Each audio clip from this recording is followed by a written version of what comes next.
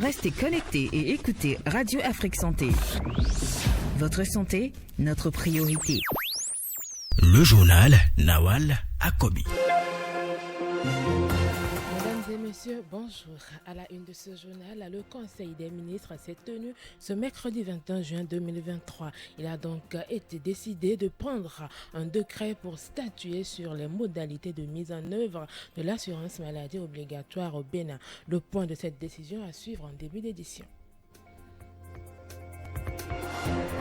Une campagne gratuite de dépistage et de traitement de la cataracte est organisée à l'hôpital de zone de Sakété-Ifaï dès ce jeudi 22 juin 2023.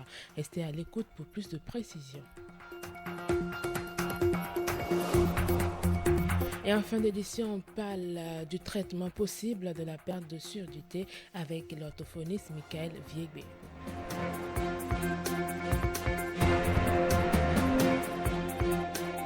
Place à présent au développement sur votre web radio africaine en direct du studio Vincent Folly au Bénin.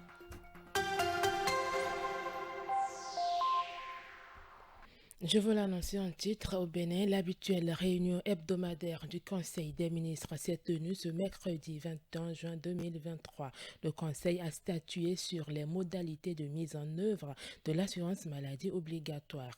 À cet effet, il est prescrit que l'État, les établissements publics et les collectivités territoriales prennent en charge partiellement ou totalement les frais de souscription d'une police d'assurance maladie concernant le panier de soins de base des travailleurs et retraités. Voici le point sur quelques modalités adoptées.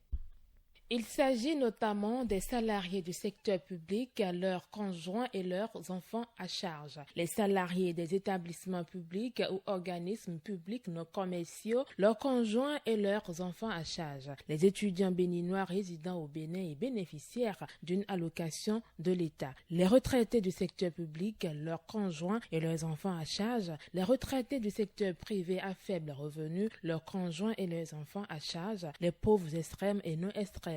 Il faut préciser que l'assurance maladie n'est souscrite par l'État pour ses cibles qu'en l'absence d'une couverture par une police prenant en charge le panier de soins tel que défini. Quant aux employeurs du secteur privé et aux organismes publics et commerciaux, ils souscrivent obligatoirement à une assurance maladie intégrant au minimum le paquet de soins de base pour leurs salariés, leurs conjoints et leurs enfants à charge. Il convient de préciser que les employeurs relevant aussi bien du secteur public que privé assurent le paiement de la prime d'assurance pour le panier de soins de base à hauteur de 80% au moins. Ainsi, le Conseil n'a pas manqué de notifier les affections contenues dans le panier de soins de base. Il s'agit entre autres du traumatisme des membres thoraciques, traumatisme des membres pelviens, traumatisme crânien, fistule obstétricale simple et complexe, infection respiratoire aiguë haute et basse chez les enfants, infection urinaire de l'enfant, sepsis chez les enfants de moins de 5 ans, infection cutanée bactérienne chez les enfants de moins de 5 ans,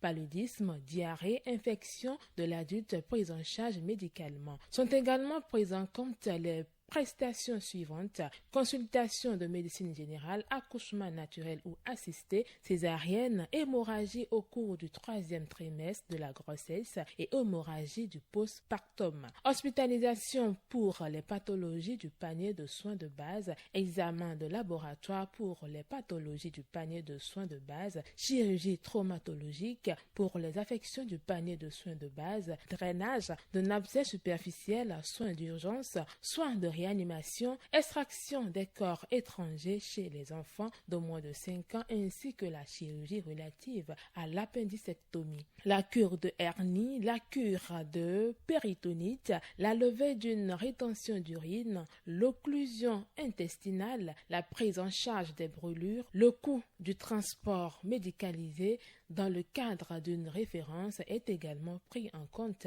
pour les prestations et affections inclus dans le panier de soins de base.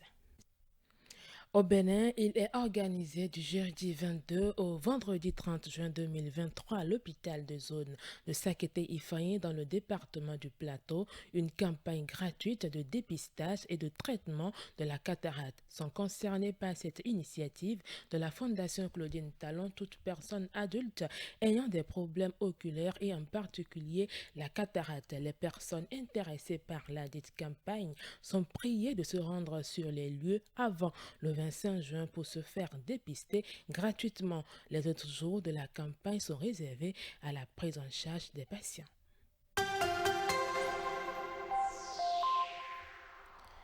La perte de surdité peut intervenir avec l'âge comme elle peut intervenir après un accident dans la vie d'une personne. Il existe de plus en plus des appareils ou méthodes pour aider des personnes atteintes de la perte de surdité. Le traitement de la surdité est bien possible, mais on ne peut en guérir complètement selon le spécialiste Michael Viegbe. Il nous propose ici un traitement que peut suivre une personne souffrant de la perte de surdité. Il y a 3 professionnels qui constituent le noyau. Il y a le médecin ORL, lui qui fait les examens appropriés, lui qui prescrit les médicaments. Il y a l'audioprothésiste qui adapte l'appareil auditif correspondant au degré de perte de l'audition. Il y a l'orthophoniste qui est en amont et en aval de la prise en charge de la personne déficiente auditive. Le traitement peut être chirurgical, c'est dans le cas des implants cochléaires. Et c'est l'implant cochléaire qui est une technologie médicale très avancée qui est différente de l'aide auditive apportée à la personne déficiente auditive. Il y a l'apport de l'aide auditive qui constitue aussi un traitement.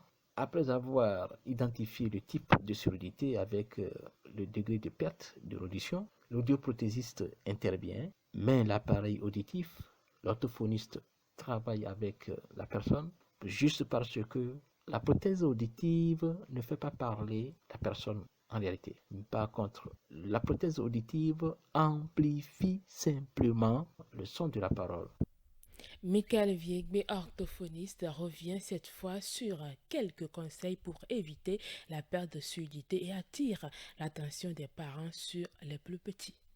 Dès qu'on constate que l'enfant ne parle pas, il ne faut pas attendre. Il faut automatiquement aller vers le spécialiste, lui poser des questions pour avoir des orientations. Parce que, qu'est-ce qu'on observe pour la plupart du temps? On constate que les parents confondent les difficultés de langage de l'enfant au frein de langue. Le frein de langue n'empêche pas l'enfant de parler parce que dès que le bébé naît, on sectionne le frein de langue sous prétexte qu'on est en train de prévenir les difficultés de langage. C'est faux. On peut dire aux jeunes qui font le show d'éviter de porter les casques auditifs ou mettre à longueur de journée les écouteurs dans les oreilles parce que le faisant ainsi, ils font baisser progressivement leur acuité auditive. À un certain âge, ils ne peuvent plus entendre correctement ou ne peuvent plus du tout entendre. Il faut aussi éviter de s'exposer au grand bruit.